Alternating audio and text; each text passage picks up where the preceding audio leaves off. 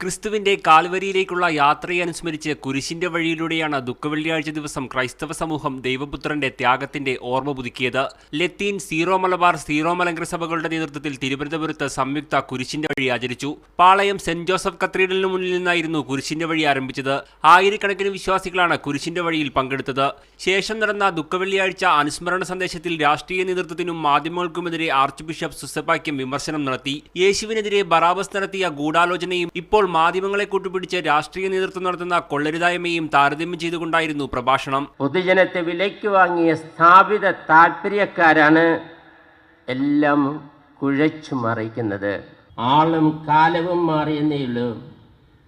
തന്ത്രങ്ങളും പ്രതികരണങ്ങളും മനോഭാവങ്ങളും അടിസ്ഥാനപരമായി ഇന്നും പഴയത് തന്നെ. ഏതാനും ദിവസങ്ങൾക്ക് മുമ്പ് വരെ നാമനിർദ്ദേശിക പത്രിക സമർപ്പിച്ച 30% സ്ഥാനാർത്ഥികളും ക്രിമിനൽ പശ്ചാത്തലമുള്ളവരാണ്.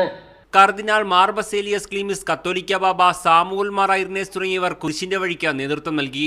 മീഡിയ 1 തിരുവനന്തപുരം.